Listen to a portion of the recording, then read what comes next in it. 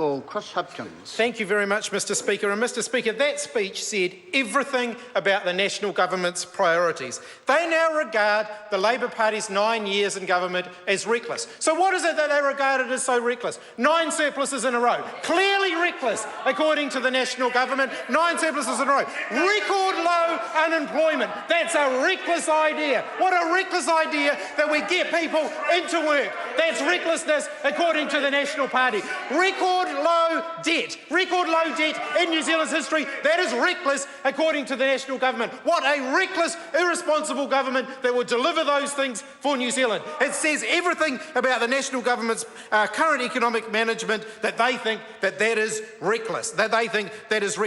Chris Bishop railed against the idea that government must do something. Government must do something. There are 59 people who sit over on that side of the House who clearly have adopted that strategy and do absolutely nothing to justify the salaries that the taxpayer gives them, because they believe that the role of government is to do absolutely nothing. Absolutely nothing. Increase taxes, yes, they've done that. They increased GST on New Zealanders. Decrease spending in key areas, yes, they've done that on a real terms per capita basis in a whole host of areas. This is a government that actually don't want to do anything and don't want to confront the real issues that are facing New Zealanders. This is a government that think a debate about changing the flag is more important than the looming dairy crisis. In fact, it's not even looming anymore. It has arrived. We have a major problem. 500 jobs lost in Fonterra. We've got 1,100 jobs lost so far at Solid Energy, with the prospect of more to come. 7.5% unemployment in Taranaki. Remember the days when the National Government were going on about how great Taranaki was, how this was the icon of what New Zealand's provincial New Zealand, regional New Zealand could be. Taranaki was high right there. 7.5% unemployment under this National Government, and things are getting worse. That is the highest level of unemployment in Taranaki in 21 years, and it has happened under this government. We reached record low unemployment under the Labor government, and now we are seeing more and more people unemployed under the government, while Chris Bishop and the National Party adopt their mantra of government should do nothing.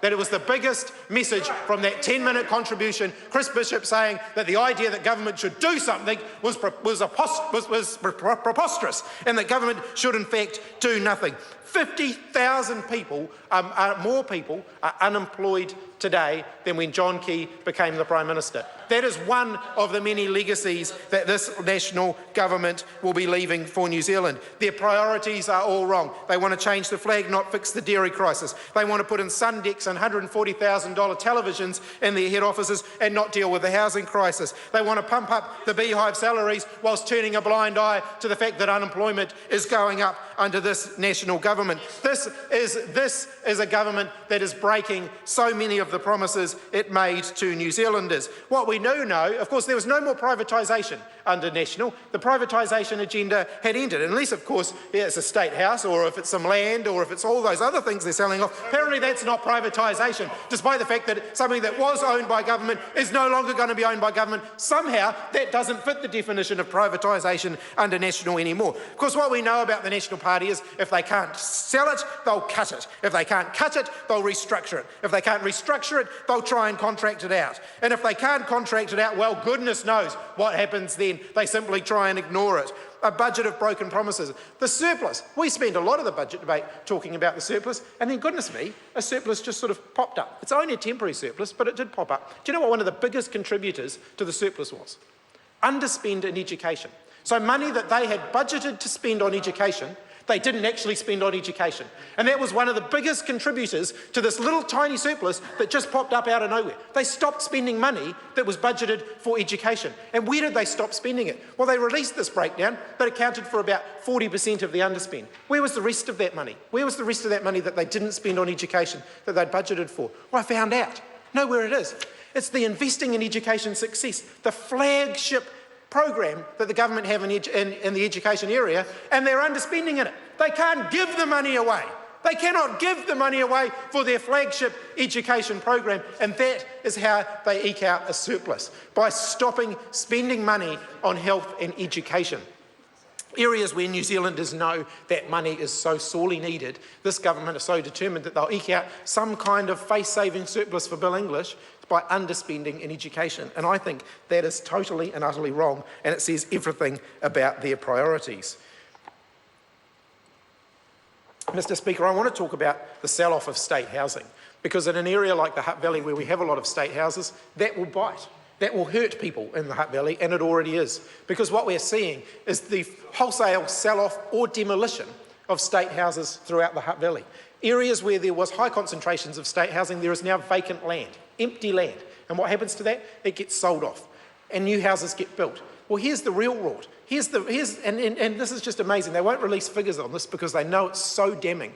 They gave away over 100 houses in Pomare, literally gave them to a developer and said, you develop and you give us back some houses. Now they've admitted that they're buying back the houses. So they basically gave the land and the houses away. And what do they get back out of it? Absolutely nothing, because they're now buying back the houses off the developer. How is that in any way good use of taxpayer money? And of course they won't release the information, it's commercially sensitive. The prices are all commercially sensitive. But the taxpayer, having given the developer all of the land and the houses that were previously on it, which they then trucked off and used elsewhere, the taxpayer is now having to buy back a small percentage of those houses that exist on that land. How is that good? How is that possibly accountable? How is that possibly justified? And that is happening not just in Pomare, but it is happening up and down New Zealand.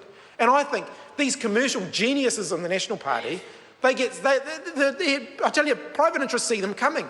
Basically, the housing developers see them coming because they know they're going to make money. Rio Tinto see them coming. Sky City see them coming. 30 million bucks for Rio Tinto. Sky City, goodness knows how much money they're going to finally get out of them. They see them coming. The commercial geniuses over there, such good negotiators that they are, every time Stephen Joyce sits down for a meal, the taxpayer ends up forking out more money because he's that good a commercial negotiator that the commercial sector, the private sector, see him coming and they hook more and more money out of him. This budget is not good for New Zealand. It continues to overlook the very big issues that we have.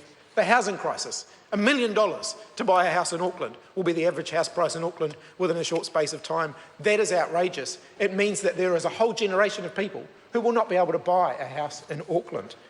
And that is something that the government are ignoring. The lack of diversification in our export industries and the huge potential that exists if government was willing to be more active and to be a partner to our export industries. Enormous potential there. No, this government are willing to look the other way. Of course, they're willing to spend $14 million buying an apartment for someone to hang out in New York, but they're not willing to actually get in behind and back exporters who want to grow the export market. They're willing to let contracts for significant government procurement, that's government buying stuff, to companies overseas without even giving New Zealand manufacturers and New Zealand firms a look at. And that is just wrong. There is so much opportunity in the New Zealand economy, so much opportunity to turn things around, to create jobs, to go back to those days when government produced a surplus, when we paid back debt, when we had record low unemployment, when people could actually afford to buy a house. Gosh, what terrible days they were under the Labour government. We could go back to those fantastic times for New Zealand if the government was willing to actually take so many of the opportunities that exist before it. But it won't. Because, as Chris Bishop pointed out, this is a government the National Party believes that government should do nothing. As he so clearly articulated in his 10-minute speech, which said everything about the national government's priorities. The government should do nothing. The government should do nothing. I disagree. I think if we're going to have a government, government should do something.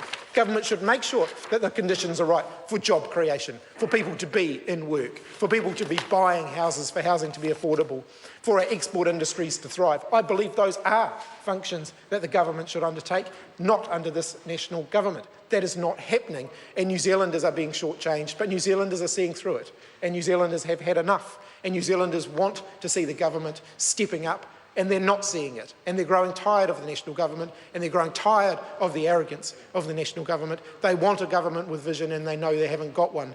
Well, I tell you what, they'll get one soon, because we're only 2 years away from an election, and there will be a change of government in 2017, and we will deliver for New Zealand the prosperous economic conditions that will create jobs, that will increase incomes, that will give New Zealanders a foot onto the property ladder so that they can buy their own homes, and so that we can see our social services like health and education really thriving. I call Brett Hug.